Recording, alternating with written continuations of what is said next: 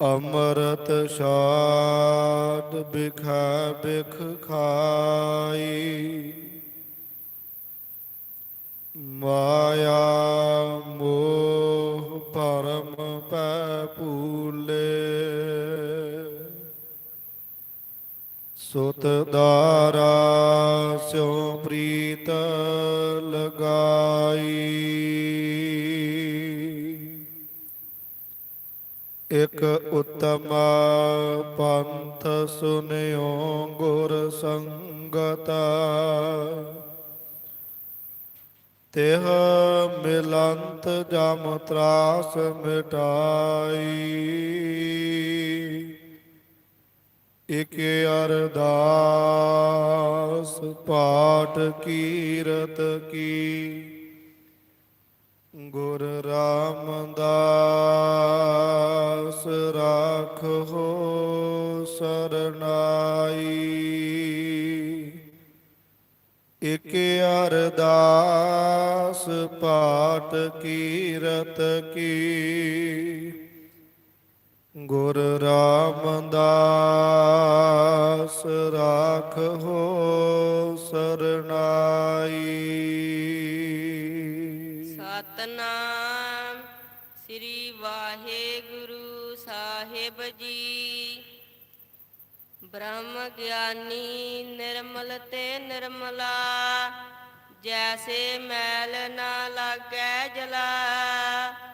ਬ੍ਰਹਮ ਗਿਆਨੀ ਨਿਰਮਲ ਤੇ ਨਿਰਮਲਾ, ਜੈਸੇ ਮੈਲ ਨਾ ਲਾਗੈ ਜਲਾ। ਪਰਮ ਸਨਮਾਨਯੋਗ ਗੁਰੂ ਰੂਪ ਗੁਰੂ ਖਾਲਸਾ ਸਰ ਸੰਗਤ ਜੀ, ਵਾਹਿਗੁਰੂ ਜੀ ਕਾ ਖਾਲਸਾ ਵਾਹਿਗੁਰੂ ਜੀ ਕੀ ਫਤਿਹ। ਮੀਰਾਨ ਮੀਰ ਪੀਰਾਨ ਪੀਰ, ਜੁਗੋ ਜੁਗ ਅਟਾਲਾ। ਗੁਰਤਾ ਤਖਤ ਤੇ ਸ਼ੁਭਾਇਮਾਨ, ਧੰਨਾ ਧੰਨ ਸਾਹਿਬ ਸ੍ਰੀ ਗੁਰੂ ਗ੍ਰੰਥ ਸਾਹਿਬ ਜੀ।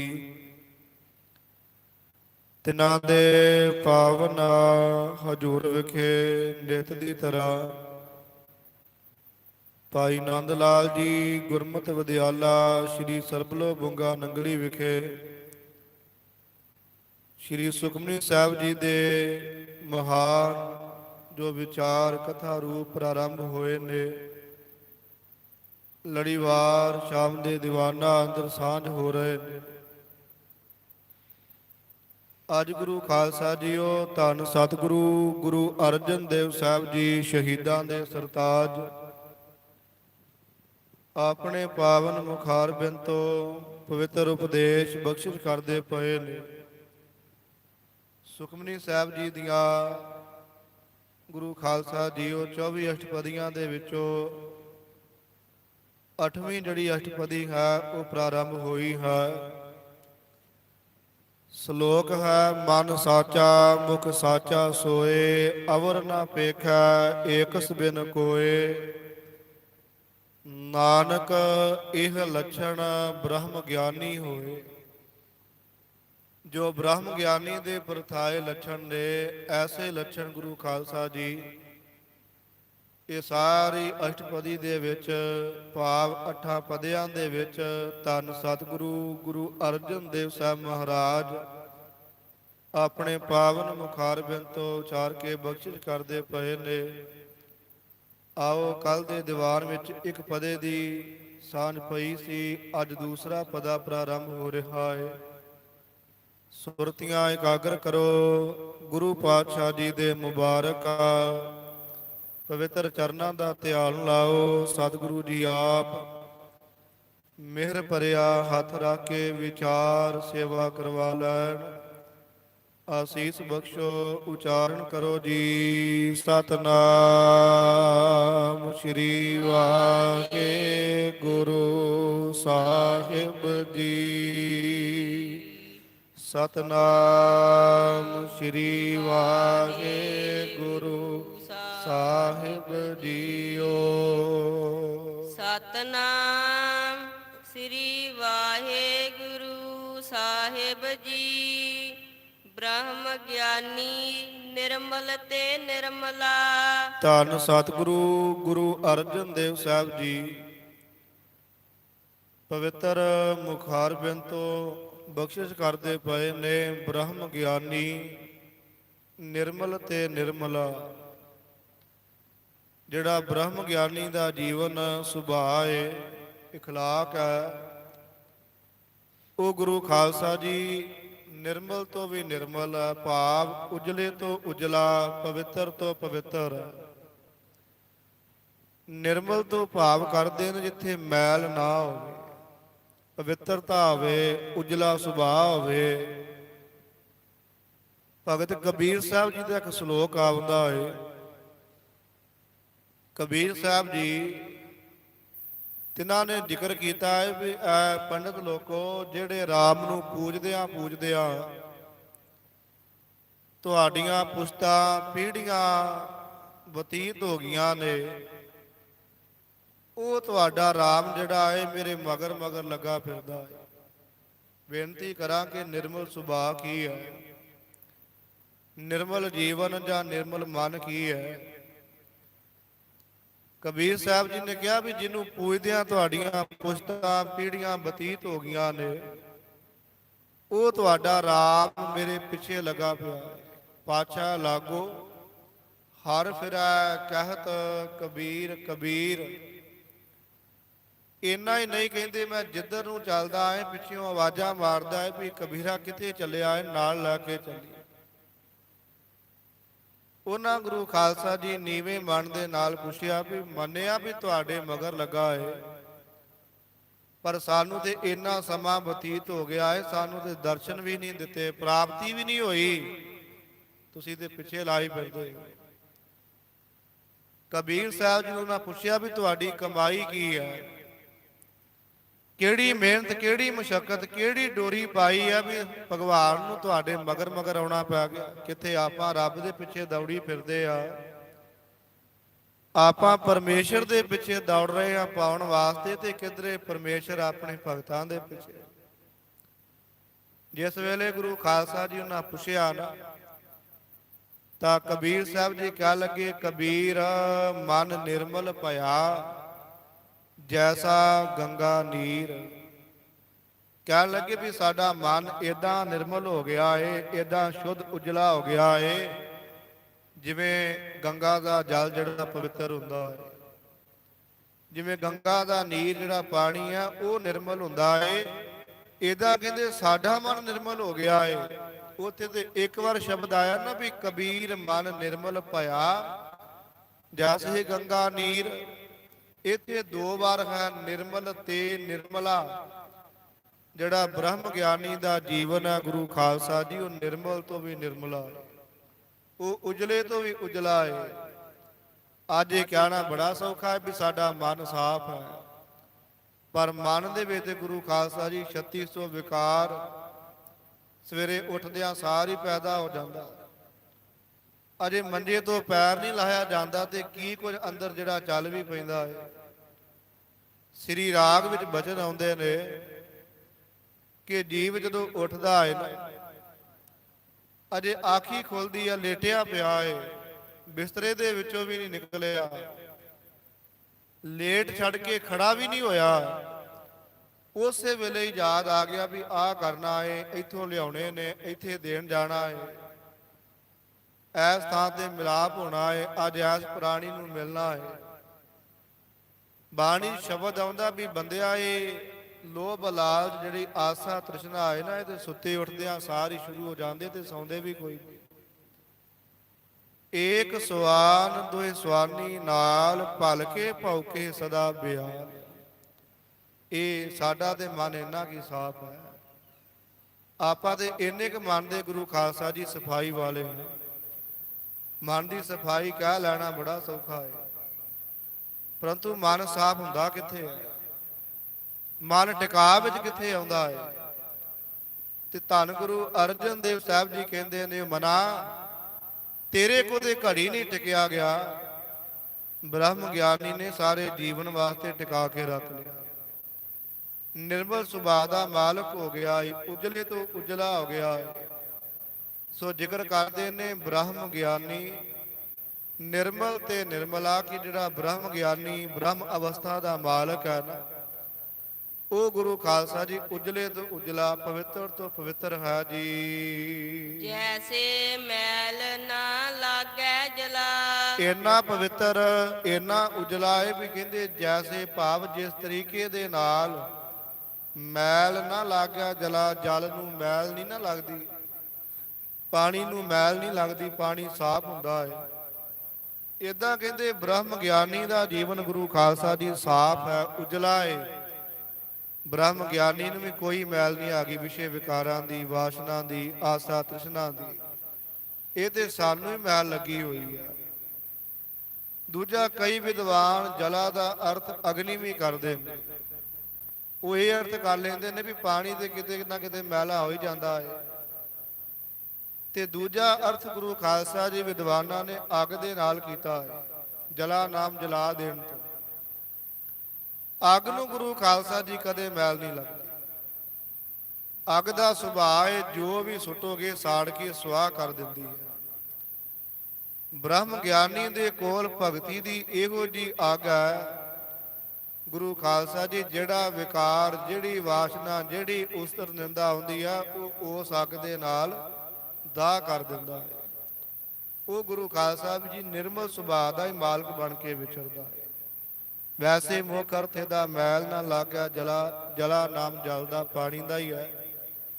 ਸੋ ਬ੍ਰਹਮ ਗਿਆਨੀ ਨਿਰਮਲ ਤੇ ਨਿਰਮਲਾ, ਜੈਸੇ ਮੈਲ ਨਾ ਲੱਗਿਆ ਜਲਾ। ਕਹਿੰਦੇ ਜਿਵੇਂ ਪਾਣੀ ਨੂੰ ਮੈਲ ਨਹੀਂ ਨਾ ਲੱਗਦੀ, ਕਿਉਂਕਿ ਪਾਣੀ ਤੇ ਹੋਰਨਾਂ ਦੀ ਮੈਲ ਉਤਾਰਦਾ ਹੈ, ਇਸੇ ਤਰੀਕੇ ਨਾਲ ਕਹਿੰਦੇ ਬ੍ਰਹਮ ਗਿਆਨੀ ਦੇ ਜੀਵਨ ਨੂੰ ਕੋਈ ਮੈਲ ਨਹੀਂ ਲੱਗਦੀ। ਨਾ ਕਿਸੇ ਵਿਸ਼ੇ ਵਿਕਾਰ ਦੀ, ਵਾਸਨਾ ਦੀ, ਆਸਾ ਤ੍ਰਿਸ਼ਨਾ ਦੀ, ਲੋਭ ਲਾਲਚ ਦੀ, ਨਾ ਕਿਸੇ ਕਾਮਨਾ ਦੀ। ਐਸੀ ਕਹਿੰਦੇ ਕਿਸੇ ਤਰ੍ਹਾਂ ਦੀ ਵੀ ਉਹਨਾਂ ਨੂੰ ਮੈਲ ਨਹੀਂ। ਜਿਵੇਂ ਪਾਣੀ ਨਿਰਮਲ ਤੇ ਉਜਲਾ ਹੈ, ਤਿਵੇਂ ਬ੍ਰਹਮ ਗਿਆਨੀ ਦਾ ਜੀਵਨ ਜਿਹੜਾ ਹੈ, ਸੁਭਾਅ ਜਿਹੜਾ ਹੈ, ਉਹ ਵੀ ਗੁਰੂ ਖਾਲਸਾ ਜੀ ਪਵਿੱਤਰ ਤੋਂ ਪਵਿੱਤਰ ਨਿਰਮਲਾ ਹੈ ਜੀ। ਬ੍ਰਹਮ ਗਿਆਨੀ ਕੈ ਮਨ ਹੋਏ ਪ੍ਰਗਾਸ। ਸਾਹਿਬ ਜੀ ਕਹਿੰਦੇ ਨੇ ਜਿਹੜਾ ਬ੍ਰਹਮ ਗਿਆਨੀ ਹੈ ਨਾ, ਉਹਦੇ ਮਨ ਵਿੱਚ ਪ੍ਰਗਾਸ ਹੋ ਜਾਂਦਾ ਹੈ, ਖੇੜਾ ਆ ਜਾਂਦਾ ਹੈ, ਪ੍ਰਕਾਸ਼ ਹੋ ਜਾਂਦਾ ਹੈ। ਹਰ ਥਾਂ ਤੇ ਉਹ ਫਿਰ ਵਾਹਿਗੁਰੂ ਅਕਾਲ ਪੁਰਖ ਪਰਮੇਸ਼ਰ ਨੂੰ ਸਾਖਿਆਤ ਜਾਣਦਾ ਹੈ। ਇੰਨੇ ਉੱਚੇ ਜੀਵਨ ਦਾ ਮਾਲਕ ਬਣ ਜਾਂਦਾ ਹੈ, ਇੰਨੀ ਅਵਸਥਾ ਦਾ ਮਾਲਕ ਹੋ ਜਾਂਦਾ ਗੁਰੂ ਖਾਲਸਾ ਜੀ। ਹਰ ਥਾਂ ਤੇ ਅਕਾਲ ਪੁਰਖ ਵਾਹਿਗੁਰੂ ਪਰਮੇਸ਼ਰ ਨੂੰ ਜਿਹੜਾ ਹੈ ਸ਼ੁਭਾਏਮਾਨ ਜਾਣਦਾ ਹੈ, ਵਿਆਪਕ ਜਾਣਦਾ ਹੈ ਜੀ। ਜੈਸੇ ਧਰ ਉਪਰ ਆਕਾਸ਼। ਕਹਿ ਲੱਗੇ ਬ੍ਰਹਮ ਗਿਆਨੀ ਨੂੰ ਏਦਾਂ ਦਾ ਪ੍ਰਕਾਸ਼ ਹੁੰਦਾ ਹੈ ਜਿਵੇਂ ਧਰਤੀ ਤੇ ਆਕਾਸ਼ ਹੈ। ਧਰਤੀ ਦੇ ਕਿਸੇ ਵੀ ਕੋਨੇ ਤੇ ਚਲੇ ਜਾਈਏ, ਇਹੋ ਜਿਹਾ ਧਰਤੀ ਦਾ ਕਿਤੇ ਸਾਨੂੰ ਟੁਕੜਾ ਨਹੀਂ ਮਿਲੇਗਾ, ਇਹੋ ਜਿਹਾ ਜਰਰਾ ਕੋਨਾ ਨਹੀਂ ਮਿਲੇਗਾ ਜਿੱਥੇ ਆਕਾਸ਼ ਨਾ ਹੋਵੇ। ਸਾਰੀ ਧਰਤੀ ਦੇ ਉੱਪਰ ਗੁਰੂ ਖਾਲਸਾ ਜੀ ਆਕਾਸ਼ ਹੈ। ਇੱਥੋਂ ਆਪਾਂ ਦੇਸ਼ ਔਰ ਪ੍ਰਦੇਸ਼ਾਂ ਜਾ ਵਿਚਰੀਏ ਨਾ, ਉੱਥੇ ਵੀ ਇਹੋ ਹੀ ਆਕਾਸ਼ ਹੈ। ਸੋ ਕਹਿ ਰਹੇ ਨੇ ਵੀ ਜਿਵੇਂ ਧਰਤੀ ਦੇ ਉੱਪਰ ਧਰ ਉੱਪਰ ਆਕਾਸ਼, ਜਿਵੇਂ ਧਰਤੀ ਦੇ ਉੱਪਰ ਆਕਾਸ਼ ਹੈ ਨਾ, ਇਸੇ ਤਰੀਕੇ ਨਾਲ ਕਹਿੰਦੇ ਬ੍ਰਹਮ ਗਿਆਨੀ ਦੀ ਮੱਤ ਦਾ ਪ੍ਰਗਾਸ ਹੈ। ਉਹ ਹਰ ਥਾਂ ਤੇ ਅਕਾਲ ਪੁਰਖ ਵਾਹਿਗੁਰੂ ਪਰਮੇਸ਼ਰ ਨੂੰ ਵਿਆਪਕ ਜਾਣਦਾ ਹੈ, ਹਰ ਇੱਕ ਦੇ ਵਿੱਚ ਹੀ, ਹਰੇਕ ਦੇ ਵਿੱਚ। ਔਰ ਉਹ ਕਦੀ ਵੀ ਕਿਸੇ ਥਾਂ ਤੇ ਵਿਤਕਰਾ ਜਾਂ ਭੇਦ ਭਾਵ ਦਾ ਜੀਵਨ ਦਾ ਅੰਗ ਨਹੀਂ ਰੱਖਦਾ। ਭਾਵ ਹਰ ਥਾਂ ਤੇ ਪਰਮੇਸ਼ਰ ਨੂੰ ਵਿਆਪਕ ਜਾਣ ਕੇ ਉਸ ਮਾਲਕ ਦੀ ਰਹਿਮਤ ਦਾ ਆਨੰਦ ਮਾਣਦਾ। ਔਰ ਇਵੇਂ ਪਰਮੇਸ਼ਰ ਨੂੰ ਵਿਆਪਕ ਜਾਣਦਾ ਹੈ ਜਿਵੇਂ ਧਰਤੀ ਦੇ ਉੱਪਰ ਆਕਾਸ਼ ਵਿਆਪਕ ਹੈ ਜੀ। ਬ੍ਰਹਮ ਗਿਆਨੀ ਕੈ ਮਿੱਤਰ ਸਤਰ ਸਮਾਨ। ਅੱਗੇ ਜ਼ਿਕਰ ਕਰਦੇ ਨੇ ਬ੍ਰਹਮ ਗਿਆਨੀ ਕੈ ਮਿੱਤਰ ਸਤਰ ਸਮਾਨ, ਕਹੀਏ ਬਰਾਬਰ ਸਮ। ਗੁਰੂ ਖਾਲਸਾ ਜੀ ਜਿਹੜਾ ਬ੍ਰਹਮ ਗਿਆਨੀ ਹੋ ਗਿਆ ਨਾ, ਬ੍ਰਹਮ ਗਿਆਨੀ ਤੇ ਬਹੁਤ ਉੱਚਾ ਜੀਵਨ ਹੈ। ਸਿੱਖ ਵੀ ਕਦੇ ਗੁਰੂ ਖਾਲਸਾ ਜੀ ਕਿਸੇ ਨਾਲ ਮਿੱਤਰ ਤੇ ਸ਼ਤਰੂ ਦੀ ਭਾਵਨਾ ਨਹੀਂ ਰੱਖਦਾ, ਕਿਉਂਕਿ ਬਾਣੀ ਦੇ ਵਿੱਚ ਸ਼ਬਦ ਆਉਂਦਾ ਹੈ अवल अल्लाह नूर उपाया कुदरत के सब बंदे एक ਨੂਰ ਤੇ ਸਭ ਜਗ ਉਪਜਿਆ ਕੌਣ ਭਲੇ ਕੋ ਮੰਦੇ। ਜਦੋਂ ਸਾਰਾ ਸੰਸਾਰ ਹੀ ਗੁਰੂ ਖਾਲਸਾ ਜੀ ਇੱਕ ਅਕਾਲ ਤੋਂ ਪੈਦਾ ਹੋਇਆ ਹੈ, ਫਿਰ ਚੰਗਾ ਕੌਣ ਤੇ ਮਾੜਾ ਕੌਣ। ਹਮ ਨਹੀਂ ਚੰਗੇ ਬੁਰਾ ਨਹੀਂ ਕੋਈ। ਦੁਸ਼ਮਣ ਉਹੀ ਹੈ ਨਾ ਜਿਹੜਾ ਮਾੜਾ ਹੈ। ਜਿਹੜਾ ਮਾੜਾ ਹੋ ਗਿਆ ਦੁਸ਼ਮਣ ਹੋ ਗਿਆ, ਜਿਹੜਾ ਚੰਗਾ ਹੋ ਗਿਆ ਮਿੱਤਰ ਹੋ ਗਿਆ। ਪਾਤਸ਼ਾਹ ਜੀ ਕਹਿੰਦੇ ਨਹੀਂ ਸਿੱਖਾ, ਸਾਰੇ ਇੱਕੋ ਹੀ, ਸਾਰਿਆਂ ਵਿੱਚ ਪਰਮੇਸ਼ਰ ਦੀ ਜੋਤ ਆ। ਉਸ ਮਾਲਕ ਦੇ ਰੂਪ ਨੂੰ ਜਾਣਨਾ ਕਾ।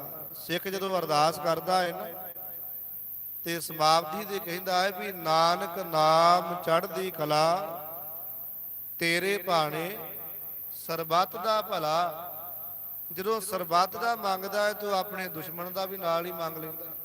ਉਹ ਦੁਸ਼ਮਣ ਵੈਰੀ ਜਿਹਨੂੰ ਸ਼ਤਰੂ ਜਾਣਿਆ ਹੈ ਉਹਦਾ ਵੀ ਨਾਲ ਹੀ ਮੰਗਿਆ ਗਿਆ।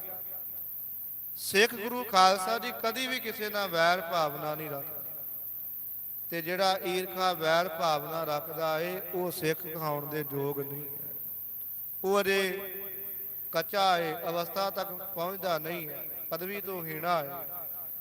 ਤੇ ਜਿਹੜਾ ਅਗਾਂਹ ਬ੍ਰਹਮ ਗਿਆਨੀ ਦੇ ਪਦ ਤੇ ਪਹੁੰਚ ਜਾਏ, ਉੱਥੇ ਜਾ ਕੇ ਤੇ ਗੁਰੂ ਖਾਲਸਾ ਜੀ ਜਿਵੇਂ ਜਹਾਜ਼ੇ ਚੜੇ ਹੋਈਏ ਨਾ, ਉਦਾਂ ਧਰਤੀ ਦੇ ਤੁਰੀਏ ਤੇ ਕੀੜੀ ਵੀ ਤੁਰਦੀ ਨਜ਼ਰ ਆਉਂਦੀ ਆ। ਪਰ ਜਦੋਂ ਉੱਪਰ ਜਹਾਜ਼ ਤੇ ਚੜ ਜਾਈਏ ਤੇ ਫਿਰ ਧਰਤੀ ਸਾਰੀ ਕੀੜੀ ਦੀ ਨਿਆਈ ਪਾਸਦੀ ਹੈ। ਜਦੋਂ ਬ੍ਰਹਮ ਗਿਆਨੀ ਦੇ ਜੀਵਨ ਤੇ ਪਹੁੰਚ ਜਾਈਏ ਨਾ ਗੁਰੂ ਖਾਲਸਾ ਜੀ, ਫਿਰ ਜਿਹੜੇ ਵਿਕਾਰ ਨੇ ਇਹ ਜਿਹੜੀ ਸਮਿਰਤੀ ਆ ਨਾ ਫਿਰ ਇਹ ਇੱਕੋ ਹੀ ਪਾਸਦੀ ਹੈ। ਉਦੋਂ ਫਿਰ ਜਿਹੜੇ ਇਹ ਘਰ ਬਾਹਰ ਨੇ ਨਾ ਮਿੱਤਰਾਂ ਸੱਤਰਾਂ ਦੇ, ਇਹ ਫਿਰ ਗੁਰੂ ਖਾਲਸਾ ਜੀ ਸਾਰੇ ਅਲੋਪ ਹੋ ਜਾਂਦੇ। ਬ੍ਰਹਮ ਗਿਆਨੀ ਕਾ ਮਿੱਤਰ ਸਤਰ ਸਮਾਨ। ਜਿਹੜਾ ਬ੍ਰਹਮ ਗਿਆਨੀ ਦਾ ਜੀਵਨ ਹੈ ਗੁਰੂ ਖਾਲਸਾ ਜੀ ਉਹ ਸਮ ਦ੍ਰਿਸ਼ਟੀ ਰੱਖਦਾ ਹੈ। ਉਹ ਮਿੱਤਰ ਦੇ ਨਾਲ ਵੀ ਉਹੋ ਜਿਹੀ ਭਾਵਨਾ ਰੱਖਦਾ ਹੈ ਤੇ ਸ਼ਤਰੂ ਦੇ ਨਾਲ ਵੀ। ਇਤਿਹਾਸ ਵਿੱਚ ਜ਼ਿਕਰ ਆਉਂਦਾ ਬ੍ਰਹਮ ਗਿਆਨੀ ਬਾਬਾ ਰਾਮ ਕੋਇਰ ਜੀ, ਜਿਨ੍ਹਾਂ ਨੇ ਗੁਰੂ ਖਾਲਸਾ ਜੀ ਗੁਰ ਇਤਿਹਾਸ ਲਿਖਾਉਣ ਦੀ ਬੜੀ ਵੱਡੀ ਸੇਵਾ ਨਿਭਾਈ। ਔਰ ਉਹ ਮਹਾਂਪੁਰਖ ਹੋਏ ਨੇ, ਜ਼ਿਕਰ ਆਉਂਦਾ ਵੀ ਜਿਸ ਵੇਲੇ ਗੁਰ ਕਲਗੀਧਰ ਸਾਹਿਬ ਆਪਣੇ ਸਰੀਰ ਦੇ ਚੋਲੇ ਨੂੰ ਸੰਕੋਚਣ ਲੱਗੇ ਨਾ ਸੱਚਖੰਡ ਸ੍ਰੀ ਹਜ਼ੂਰ ਸਾਹਿਬ ਵਿਖੇ, ਗੁਰਿਆਈ ਸ੍ਰੀ ਗੁਰੂ ਗ੍ਰੰਥ ਸਾਹਿਬ ਜੀ ਨੂੰ ਬਖਸ਼ਿਸ਼ ਹੋ ਗਈ। ਔਰ ਗੁਰੂ ਖਾਲਸਾ ਜੀ ਗੁਰੂ ਗੋਬਿੰਦ ਸਿੰਘ ਜੀ ਨੇ ਆਪਣਾ ਅੰਤਲਾ ਸਮਾਂ ਦੇਹ ਦਾ ਜਿਹੜਾ ਸੀ ਸਰੀਰ ਦਾ ਉਹ ਜ਼ਾਹਰ ਕੀਤਾ। ਤੇ ਬਾਬਾ ਰਾਮ ਕੋਇਰ ਜੀ, ਕਈ ਗੁਰਸਿੱਖਾਂ ਨੇ ਮਹਾਰਾਜ ਜੀ ਨੂੰ ਬੇਨਤੀਆਂ ਕੀਤੀਆਂ ਔਰ ਹੈ ਵੀ ਸੱਚੀਆਂ ਸੀ।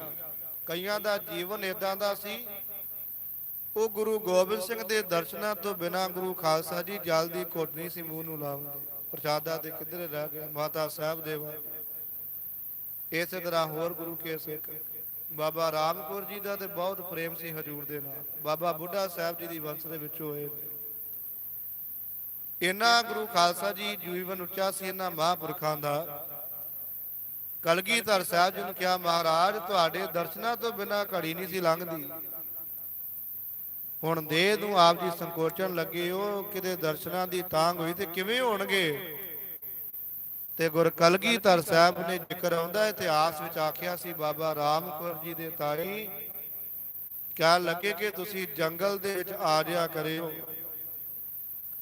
ਇਕੱਲੇ ਜਦੋਂ ਅਗਾਂਹ ਆਇਆ ਕਰੋਗੇ ਨਾ ਤੇ ਤੁਹਾਨੂੰ ਸਾਡੇ ਦਰਸ਼ਨ ਹੋਇਆ ਕਰਨਗੇ, ਅਸੀਂ ਆਪ ਆ ਕੇ ਤੁਹਾਨੂੰ ਮਿਲਿਆ ਕਰਾਂਗੇ।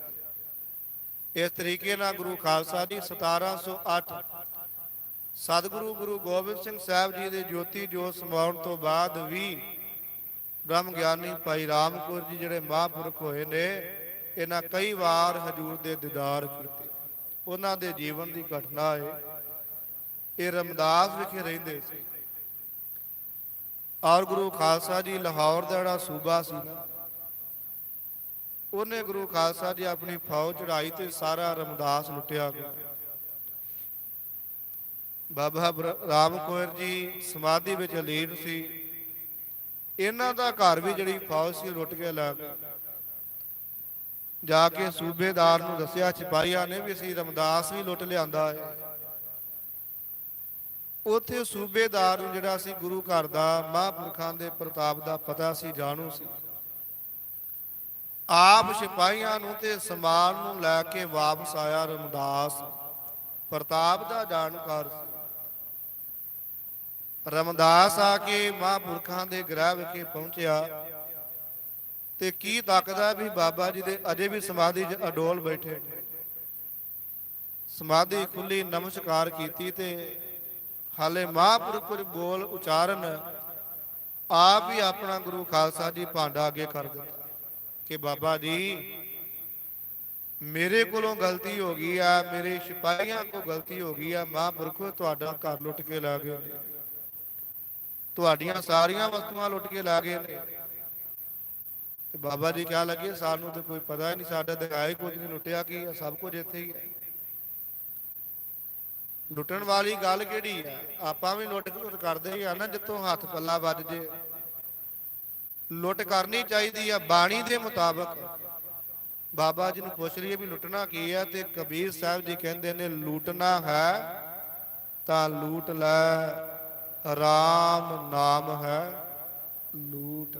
ਆ ਵੇਲਾ ਰਾਮ ਨਾਮ ਦੀ ਲੁੱਟ ਕਰਦਾ। ਉਹ ਸੂਬੇਦਾਰ ਨੇ ਆਖਿਆ ਬਾਬਾ ਜੀ ਮੇਰੇ ਸਿਪਾਹੀ ਤੁਹਾਡੇ ਘਰ ਦੀਆਂ ਵਸਤੂਆਂ ਲੁੱਟ ਕੇ ਲੈ ਗਏ ਨੇ। ਹੁਣ ਇਹਨੇ ਲੈ ਦੇ ਗਏ ਨੇ, ਸਾਰਾ ਸ਼ਹਿਰ ਲੁੱਟਿਆ, ਪਤਾ ਨਹੀਂ ਕਿੱਥੋਂ ਕੀ ਕੀ ਲੁੱਟਿਆ ਹੈ। ਤੇ ਤੁਸੀਂ ਮੈਨੂੰ ਆਪਣੇ ਘਰ ਦੀਆਂ ਵਸਤੂਆਂ ਗਿਣਾ ਦਿਓ ਜਿਹੜੀਆਂ ਗਈਆਂ, ਮੈਂ ਹੁਣੇ ਹਾਜ਼ਰ ਕਰਵਾ ਦਿੰਦਾ। ਅਰੂੜ ਬਿਰਤੀ ਦੇ ਮਾਲਕ ਬਾਬਾ ਰਾਮ ਕੌਰ ਜੀ ਕਹਿਣ ਲੱਗੇ ਵੀ ਸਾਡੇ ਦੇ ਸਾਹਮਣੇ ਸੰਗਮਰਮਰ ਦੇ ਅੱਡੇ ਭਰੇ ਸੀ, ਉਹ ਨਹੀਂ ਆ ਗਏ। ਹੋਰ ਤੇ ਠੀਕ ਹੈ। ਕਹਿੰਦੇ ਸੂਬੇਦਾਰ ਇੰਨਾ ਹੈਰਾਨ ਹੋ ਗਿਆ ਮਹਾਂਪੁਰਖਾਂ ਦੇ ਜੀਵਨ ਤੋਂ ਵੀ ਜਿਹੜੀ ਚੀਜ਼ ਸਾਹਮਣੇ ਨਜ਼ਰ ਨਹੀਂ ਆਈ ਉਹਦਾ ਹੀ ਨਾਂ ਲਿਆ ਹੈ, ਜਿਹੜੀਆਂ ਬਾਕੀ ਅਲੋਪ ਹੋ ਗਈਆਂ ਉਹਨਾਂ ਦਾ ਜ਼ਿਕਰ ਹੀ ਨਹੀਂ ਕੀਤਾ। ਸੂਬੇਦਾਰ ਨੇ ਗੁਰੂ ਖਾਲਸਾ ਜੀ ਵਸਤੂਆਂ ਲਿਆ ਕੇ ਮੋੜ ਦਿੱਤੀਆਂ ਔਰ ਬਾਬਾ ਰਾਮ ਕੌਰ ਜੀ ਕਹਿਣ ਲੱਗੇ ਸੂਬੇਦਾਰਾ ਅੱਜ ਸਾਡੀਆਂ ਤੇ ਮੁੜ ਗਿਆ ਏ, ਕੱਲ ਨੂੰ ਲਾਹੌਰ ਲੁੱਟਿਆ ਗਿਆ ਤੇ ਉਹ ਕੌਣ ਮੋੜੇਗਾ? ਨਾਲ ਰਮਜ ਵੀ ਮਾਰ ਦਿੱਤੀ। ਐਸੀ ਸਾਮਿਰਤੀ ਦੇ ਮਾਲਕ ਜਿਨ੍ਹਾਂ ਲੁੱਟ ਕੇ ਖੜਿਆ ਉਹ ਸਾਹਮਣੇ ਆ ਕੇ ਮਾਫੀਆਂ ਮੰਗ ਰਹੇ ਸੀ ਤੇ ਬਾਬਾ ਜੀ ਨੇ ਇੱਕ ਵਾਰ ਵੀ ਹੱਕ ਨਹੀਂ ਜਤਾਇਆ। ਆਪਣੇ ਕੋਈ ਏਦਾਂ ਆਵੇ ਹਾਂ ਭਲਾ, ਅਗਲੇ ਨੂੰ ਮਾਰ ਮਾਰ ਕੇ ਨੜ ਤੇ ਪਾ ਕੇ ਗੁਰੂ ਖਾਲਸਾ ਜੀ ਬੇਪਤ ਕਰ ਦੇਈਦਾ। ਕਿਤੇ ਕੋਈ ਨੀਵਾਂ ਆ ਕੇ ਮੁਆਫੀ ਮੰਗ ਲੈ ਨਾ ਵੀ ਮੇਰੇ ਕੋਲ ਗਲਤੀ ਹੋ ਗਈ ਆ, ਉਹਦਾ ਜਨਾਜ਼ਾ ਕੱਢੀਦਾ ਵੀ ਝੁਕ ਗਿਆ ਹੈ, ਜਿੰਨਾ ਝੁਕਾਇਆ ਜਾਂਦਾ ਹੋਰ ਝੁਕਾ। ਪਰ ਜਿਹੜਾ ਬ੍ਰਹਮ ਗਿਆਨੀ ਅਵਸਥਾ ਦਾ ਮਾਲਕ, ਜੀਵਨ ਦਾ ਮਾਲਕ ਹੈ, ਉਹ ਗੁਰੂ ਖਾਲਸਾ ਜੀ ਏਡੀ ਅਵਸਥਾ ਦਾ ਮਾਲਕ ਹੈ, ਮਿੱਤਰ ਸੱਤਰ ਸਮਾਨ। ਉਹ ਸ਼ਤਰੂ ਦੇ ਨਾਲ ਵੀ ਤੇ ਮਿੱਤਰ ਦੇ ਨਾਲ ਵੀ ਇੱਕ ਸਮਾਨ ਦ੍ਰਿਸ਼ਟੀ ਰੱਖਦਾ, ਭਾਵ ਸਮ ਬਰਾਬਰਤਾ ਦੇ ਨਾਲ ਹੀ ਵਿਚਰਦਾ ਹੈ ਜੀ। ਬ੍ਰਹਮ ਗਿਆਨੀ ਕੈ ਨਾਹੀ ਅਭਿਮਾਨ। ਅੱਗੇ ਜ਼ਿਕਰ ਕਰਦੇ ਨੇ ਵੀ ਜਿਹੜਾ ਬ੍ਰਹਮ ਗਿਆਨੀ ਹੈ ਨਾ, ਉਹਨੂੰ ਗੁਰੂ ਖਾਲਸਾ ਜੀ ਕਿਸੇ ਤਰ੍ਹਾਂ ਦਾ ਅਭਿਮਾਨ ਨਹੀਂ ਹੈ, ਕਿਸੇ ਤਰ੍ਹਾਂ ਦਾ ਮਾਣ ਹੰਕਾਰ ਨਹੀਂ ਹੈ। ਬ੍ਰਹਮ ਗਿਆਨੀ ਦੇ ਜੀਵਨ ਵਿੱਚ ਕਿਸੇ ਤਰ੍ਹਾਂ ਦਾ ਵੀ ਕੋਈ ਮਾਣ ਹੰਕਾਰ ਨਹੀਂ ਹੈ। ਆਮ ਜੀਵਨ ਵਿੱਚ ਕਿਤੇ ਮਾਣ ਆ ਜਾਂਦਾ ਹੈ, ਪਰ ਧੰਨ ਗੁਰੂ ਅਰਜਨ ਦੇਵ ਸਾਹਿਬ ਜੀ ਜ਼ਿਕਰ ਕਰਦੇ ਨੇ, ਐ ਗੁਰੂ ਕਿਆ ਸਿਖਾ ਬ੍ਰਹਮ ਗਿਆਨੀ ਇੰਨੇ ਉੱਚੇ ਜੀਵਨ ਦਾ ਮਾਲਕ ਹੈ ਕਿ ਉਹਦੇ ਅੰਦਰ ਕਿਸੇ ਤਰ੍ਹਾਂ ਦਾ ਕੋਈ ਵੀ ਅਭਿਮਾਨ ਜਿਹੜਾ ਇਹ ਨਹੀਂ ਹੈਗਾ, ਭਾਵ ਮਾਣ ਤੋਂ ਹੰਕਾਰ ਤੋਂ ਰਹਿਤ ਹੈ ਜੀ। ਬ੍ਰਹਮ ਗਿਆਨੀ ਊਚ ਤੇ ਊਚਾ। ਅੱਗੇ ਪਾਤਸ਼ਾਹ ਜੀ ਬਖਸ਼ਦੇ ਨੇ ਵੀ ਜਿਹੜਾ ਬ੍ਰਹਮ ਗਿਆਨੀ ਹੈ ਉਹ ਗੁਰੂ ਖਾਲਸਾ ਜੀ ਉੱਚੀ ਤੋਂ ਉੱਚੀ ਅਵਸਥਾ ਦਾ ਪਦਵੀ ਦਾ ਮਾਲਕ। ਜਿਵੇਂ ਆਮ ਆਪਾਂ ਘਰ-ਬਾਰ ਇੱਕ ਦੂਜੇ ਤੋਂ ਉੱਚੇ ਕਰਦੇ ਆ, ਕੋਈ ਮਾਇਆ ਕਰਕੇ ਉੱਚਾ ਹੋ ਜਾਂਦਾ, ਕੋਈ ਗੁਣ ਕਰਕੇ, ਕੋਈ ਗੁਰੂ ਖਾਲਸਾ ਜੀ ਨੌਕਰੀ ਕਰਕੇ, ਪਰ ਜਿਹੜਾ ਬ੍ਰਹਮ ਗਿਆਨੀ ਹੈ ਉਹ ਜੀਵਨ ਕਰਕੇ ਉੱਚਾ ਹੋ ਜਾਂਦਾ ਔਰ ਉਸ ਤੋਂ ਉੱਪਰ ਕੋਈ ਨਹੀਂ ਜੀ ਹੁੰਦਾ। ਉਹ ਉੱਚਿਆਂ ਤੋਂ ਉੱਚਾ ਹੋ ਜਾਂਦਾ ਹੈ, ਕਿਉਂਕਿ ਜਿੱਥੇ ਪਰਮੇਸ਼ਰ ਦਾ ਨਾਮ ਆ ਜਾਂਦਾ ਹੈ ਨਾ, ਉਹਦੇ ਤੋਂ ਉੱਤੇ ਕੁਝ ਨਹੀਂ ਜਾਂਦਾ। ਪ੍ਰਭ ਕਾ ਸਿਮਰਨ ਸਭ ਤੋਂ ਉੱਚਾ, ਸਭ ਤੋਂ ਉੱਚਾ ਪਰਮੇਸ਼ਰ ਦਾ ਨਾਮ ਔਰ ਬ੍ਰਹਮ ਗਿਆਨੀ ਉਸ ਨਾਮ ਦੇ ਸਦਕਾ ਉਸ ਨਾਮ ਦੇ ਨਾਲ ਉੱਚਾ ਹੋ ਜਾਂਦਾ। ਜਿਵੇਂ ਹਮਾਯੂ ਪੰਛੀ ਦੇ ਖੰਭ ਨੇ ਨਾ, ਗੁਰੂ ਖਾਲਸਾ ਜੀ ਜਿੱਥੋਂ ਆਉਂਦੇ ਨੇ ਜੇ ਕੋਈ ਵਸਤੂ ਉਹਨਾਂ ਦੇ ਨਾਲ ਜੋੜ ਦਈਏ, ਉਹ ਵਸਤੂ ਨੂੰ ਵੀ ਉੱਥੇ ਲੈ ਜਾਂਦੇ ਨੇ। ਇਸੇ ਤਰ੍ਹਾਂ ਪਰਮੇਸ਼ਰ ਦਾ ਨਾਮ ਜਿਹੜਾ ਹੈ ਸਰਵ ਸ੍ਰੇਸ਼ਟ ਹੈ, ਉੱਚਾ ਹੈ। ਅੱਜ ਵੀ ਕੋਈ ਇਸ ਨਾਮ ਦਾ ਪੱਲਾ ਪਕੜ ਲਵੇ, ਉਹ ਗੁਰੂ ਖਾਲਸਾ ਜੀ ਓਨਾ ਹੀ ਉੱਚਾ ਹੋ ਜਾਂਦਾ ਜਿੰਨਾ ਪਰਮੇਸ਼ਰ ਦਾ ਨਾਮ ਉੱਚਾ ਹੈ। ਅੱਜ ਦੌੜ ਲੱਗੀ ਵੀ ਉੱਚੀ ਹੋਈਏ, ਸਾਰਿਆਂ ਤੋਂ ਉੱਚਾ ਗੁਰੂ ਖਾਲਸਾ ਜੀ ਪਰਮੇਸ਼ਰ ਦਾ ਨਾਮ ਹੈ, ਜਿਹਦੇ ਅੱਗੇ ਸਾਰੇ ਹੀ ਨਿਆਉਂਦੇ ਨੇ। ਜਿਸ ਅੱਗੇ ਸਭ ਨਿਵੰਨ, ਇਹ ਨਾਮ ਦੇ ਅੱਗੇ, ਇਸ ਮਾਲਕ ਦੇ ਅੱਗੇ ਸਾਰੇ ਨਿਆਉਂਦੇ ਨੇ। ਤੇ ਜਿਹੜਾ ਇਸ ਮਾਲਕ ਦੇ ਨਾਲ ਜੁੜ ਗਿਆ, ਭੇਦ ਹੋ ਗਿਆ, ਉਹ ਤੇ ਮਾਲਕ ਹੀ ਰੂਪ ਹੋ ਗਿਆ। ਸੋ ਬ੍ਰਹਮ ਗਿਆਨੀ ਊਚ ਤੇ ਉੱਚਾ ਕਹਿ ਲੱਗੇ। ਬ੍ਰਹਮ ਗਿਆਨੀ ਜਿਹੜਾ ਹੈ ਅਵਸਥਾ ਕਰਕੇ, ਮਨ ਬਾਣੀ ਕਰਕੇ, ਜੀਵਨ ਕਰਕੇ, ਵਿਕਾਰਾਂ ਤੋਂ ਉੱਚਿਆਂ ਤੋਂ ਉੱਚਾ ਭਾਵ ਸਰਵ ਸ੍ਰੇਸ਼ਟ ਹੈ ਜੀ। ਮਨ ਆਪਣੈ ਹੈ ਸਭ ਤੇ ਨੀਚਾ। ਔਰ ਜਿਹੜਾ ਮਨ ਹੈ ਨਾ ਬ੍ਰਹਮ ਗਿਆਨੀ ਦਾ, ਉਹ ਗੁਰੂ ਖਾਲਸਾ ਜੀ ਸਭ ਤੇ ਨੀਚਾ, ਸਾਰਿਆਂ ਤੋਂ ਨੀਚਾ ਕਹੀਏ ਨੀਵਾਂ ਹੈ। ਜੀਵਨ ਗੁਰੂ ਖਾਲਸਾ ਜੀ ਉੱਚਾ ਹੋਵੇ ਤੇ ਮਨ ਨੀਵਾਂ ਹੋਵੇ, ਗੱਡੀ ਚੱਲਦੀ ਹੈ। ਜੀਵਨ ਉੱਚਾ ਹੋਵੇ, ਮਨ ਵੀ ਬਰਾਬਰ ਤੇ ਉੱਚਾ ਹੋਵੇ, ਤਾਂ ਵੀ ਨਹੀਂ ਗੱਡੀ ਚੱਲਦੀ। ਤੇ ਜੇ ਜੀਵਨ ਹੋਵੇ ਹੀ ਨਾ ਤੇ ਮਨ ਫੇਰ ਬਰਾਬਰ ਤੇ ਉੱਚਾ ਹੋਵੇ, ਫੇਰ ਤੇ ਬੇੜਾ ਹੀ ਗਰਕ ਹੋ ਜਾਂਦਾ। ਅਸੀਂ ਰੋਜ਼ ਅਰਦਾਸ ਕਰਦੇ ਆ, ਪੜ੍ਹਦੇ ਆ, ਸੁਣਦੇ ਆ, ਆਪ ਵੀ ਕਰਦੇ ਆ। ਅਰਦਾਸ 'ਚ ਇਹੋ ਹੀ ਕਿਹਾ ਜਾਂਦਾ ਨਾ ਵੀ ਸਿੱਖਾਂ ਦਾ ਮਨ ਨੀਵਾਂ। ਇਹ ਤਾਂ ਨਹੀਂ ਕੋਈ ਕਹਿੰਦਾ ਸਿੱਖਾਂ ਦਾ ਮਨ ਉੱਚਾ, ਰੋਜ਼ ਕਿਹਾ ਜਾਂਦਾ ਸਿੱਖਾਂ ਦਾ ਮਨ ਨੀਵਾਂ। ਤੇ ਸਾਹਿਬ ਜੀ ਜ਼ਿਕਰ ਕਰ ਰਿਹਾ, ਮਨ ਆਪਣਾ ਹੈ ਸਭ ਤੇ ਨੀਚਾ। ਬ੍ਰਹਮ ਗਿਆਨੀ ਅਵਸਥਾ ਕਰਕੇ, ਜੀਵਨ ਕਰਕੇ ਬੜਾ ਉੱਚਾ ਏ, ਪਰ ਗੁਰੂ ਖਾਲਸਾ ਜੀ ਮਨ ਕਰਕੇ ਤੇ ਨੀਵਾਂ ਹੀ ਰਹਿੰਦਾ ਏ। ਮਨ ਕਰਕੇ ਤੇ ਨਹੀਂ ਉੱਚਾ ਹੁੰਦਾ, ਮਨ ਸਾਰਿਆਂ ਤੋਂ ਨੀਵਾਂ ਰੱਖਿਆ ਏ। ਤੇ ਯਾਦ ਰੱਖਿਓ, ਜਦੋਂ ਤੱਕ ਮਨ ਨੀਵਾਂ ਰਹੇਗਾ, ਜੀਵਨ ਦਾ ਪੱਧਰ ਉਦੋਂ ਤੱਕ ਉੱਚਾ ਰਹੇਗਾ। ਜਿੱਦਣ ਮਨ ਉੱਚਾ ਹੋ ਗਿਆ, ਉਦੋਂ ਜੀਵਨ ਦਾ ਪੱਧਰ ਨੀਵਾਂ ਹੋ ਜਾਣਾ। ਐਸੇ ਦੁਨੀਆ ਦੇ ਬੜੇ ਮਹਾਂਪੁਰਖ ਹੋਏ ਨੇ, ਜਿਨ੍ਹਾਂ ਦੀ ਗੁਰੂ ਖਾਲਸਾ ਜੀ ਬਹੁਤ ਪ੍ਰਸਿੱਧੀ ਪ੍ਰਤਾਪ ਹੈ, ਪਰ ਉਹਨਾਂ ਮਨ ਆਪਣਾ ਨੀਵਾਂ ਹੀ ਰੱਖਿਆ, ਆਪਣੇ ਆਪ ਨੂੰ ਨਾ ਚੀਜ਼ ਹੀ ਜਾਣਿਆ। ਬਾਣੀ ਚਾਹੁੰਦਾ ਨਾ, ਮਾਣ ਹੁੰਦਾ ਹੋਏ ਨਿਮਾਣਾ, ਤਾਣ ਹੁੰਦਾ ਹੋਏ ਨਤਾਣਾ। ਏਦਾਂ ਗੁਰੂ ਖਾਲਸਾ ਜੀ ਬ੍ਰਹਮ ਗਿਆਨੀ ਜਿਹੜਾ ਹੈ, ਸਭ ਕੁਝ ਹੋਣ ਦੇ ਬਾਵਜੂਦ, ਬ੍ਰਹਮ ਗਿਆਨ ਸਭ ਕੁਝ ਹੋਣ ਦੇ ਬਾਵਜੂਦ ਗੁਰੂ ਖਾਲਸਾ ਜੀ ਉਹ ਮਨ ਕਰਕੇ ਫਿਰ ਨੀਵਾਂ ਹੀ ਰਹਿੰਦਾ ਹੈ ਜੀ। ਬ੍ਰਹਮ ਗਿਆਨੀ ਸੇ ਜਨ ਭਏ। ਧੰਨ ਸਤਿਗੁਰੂ ਗੁਰੂ ਅਰਜਨ ਦੇਵ ਸਾਹਿਬ ਜੀ ਅਖੀਰ ਕਹਿ ਰਹੇ ਨੇ ਵੀ ਬ੍ਰਹਮ ਗਿਆਨੀ ਜਿਹੜੇ ਨੇ, ਉਹੋ ਹੀ ਜਨ ਹੋਏ ਨੇ, ਉਹੋ ਹੀ ਸੇਵਕ, ਉਹੋ ਹੀ ਸਿੱਖ ਗੁਰਮੁਖ ਪਿਆਰੇ ਬਣੇ ਹਨ। ਨਾਨਕ ਜਿਨ ਪ੍ਰਭ ਆਪ ਕਰੇ। ਸਾਹਿਬ ਜੀ ਜ਼ਿਕਰ ਕਰਦੇ ਨੇ ਵੀ ਇਹ ਗੁਰੂ ਕਿਆ ਸਿੱਖਾ, ਜਿਨ੍ਹਾਂ ਨੂੰ ਮਾਲਕ ਆਪ ਬ੍ਰਹਮ ਗਿਆਨੀ ਬਣਾ ਦਿੰਦਾ ਹੈ, ਉਹੋ ਹੀ ਬ੍ਰਹਮ ਗਿਆਨੀ ਹੋ ਹੁੰਦਾ ਹੈ। ਜਿਨ੍ਹਾਂ ਦੇ ਗੁਰੂ ਆਪ ਕਿਰਪਾ ਕਰਦਾ ਹੈ ਨਾ, ਬ੍ਰਹਮ ਗਿਆਨੀ ਸੇ ਜਨ ਭਏ, ਨਾਨਕ ਜਿਨ ਪ੍ਰਭ ਆਪ ਕਰੇ। ਜਿਨ੍ਹਾਂ ਤੇ ਗੁਰੂ ਆਪ ਕਿਰਪਾ ਕਰਕੇ ਗੁਰੂ ਖਾਲਸਾ ਜੀ ਬ੍ਰਹਮ ਗਿਆਨ ਦੀ ਦਾਤ ਬਖਸ਼ ਦਿੰਦਾ, ਉਹੋ ਹੀ ਬ੍ਰਹਮ ਗਿਆਨੀ ਹੁੰਦੇ। ਜਿਨ੍ਹਾਂ ਨੂੰ ਧੁਰ ਤੋਂ ਮਾਲਕ ਇਹ ਦਾਤ, ਬਾਣੀ ਪੜ੍ਹਦੇ ਆ ਨਾ, ਅੱਜ ਕਲਪਦੇ ਆ ਸਾਰੇ, ਨਾਮ ਨਹੀਂ ਜਪਿਆ ਜਾਂਦਾ। ਆਨੰਦ ਸਾਹਿਬ ਵਿੱਚ ਬਚਨ ਆਉਂਦਾ, ਧੁਰ ਕਰਮ ਪਾਇਆ ਤੁਧ ਜਿਨ ਕਉ ਸੇ ਨਾਮ ਹਰਿ ਕੈ ਲਾਗੇ। ਨਾਮ ਨਾ ਉਹੋ ਹੀ ਲੱਗਾ ਨਾ ਜਿਹਨੂੰ ਗੁਰੂ ਨੇ ਧੁਰ ਤੋਂ ਹੀ ਕਰਮ ਪਾ ਕੇ ਭੇਜਿਆ ਹੈ। ਇਦਾਂ ਹੀ ਗੁਰੂ ਖਾਲਸਾ ਜੀ ਬ੍ਰਹਮ ਗਿਆਨ ਦੀ ਅਵਸਥਾ ਵੀ ਉਹਨੂੰ ਹੀ ਪ੍ਰਾਪਤ ਹੁੰਦੀ ਜਿਹਨੂੰ ਮਾਲਕ ਨੇ ਆਪ ਬਣਾਉਣਾ ਹੈ, ਆਪ ਕਰਨਾ ਹੈ। ਨਹੀਂ ਤੇ ਆਪੋਂ ਤੇ ਬੜੇ ਬਣ ਬਹਿ ਜਾਂਦੇ ਨੇ, ਪਰ ਬਣਿਆ ਨਹੀਂ ਜਾਂਦਾ। ਔਰ ਬ੍ਰਹਮ ਗਿਆਨੀ ਉਹੋ ਹੀ ਹੁੰਦਾ ਹੈ ਜਿਹਨੂੰ ਗੁਰੂ ਆਪ ਨਾਮ ਦੀ ਦਾਤ ਦੇ ਕੇ, ਆਪਣੀ ਬਖਸ਼ਿਸ਼ ਰਹਿਮਤ ਦੇ ਕੇ ਨਵਾਜਦਾ ਹੈ, ਉਹੋ ਹੀ ਇਸ ਅਵਸਥਾ ਦਾ ਧਾਰਨੀ ਹੁੰਦਾ। ਇੱਥੇ ਗੁਰੂ ਖਾਲਸਾ ਜੀ ਦੋ ਪਦੇ ਸੰਪੂਰਨ ਹੋਏ ਨੇ। ਸਤਿਗੁਰੂ ਜੀ ਦਇਆ ਕਾਰਨ ਇਤਨੀ ਕੁ ਹਾਜ਼ਰੀ ਆਪ ਜੀ ਨੇ ਪ੍ਰਵਾਨ ਕਰਨਾ ਜੀ।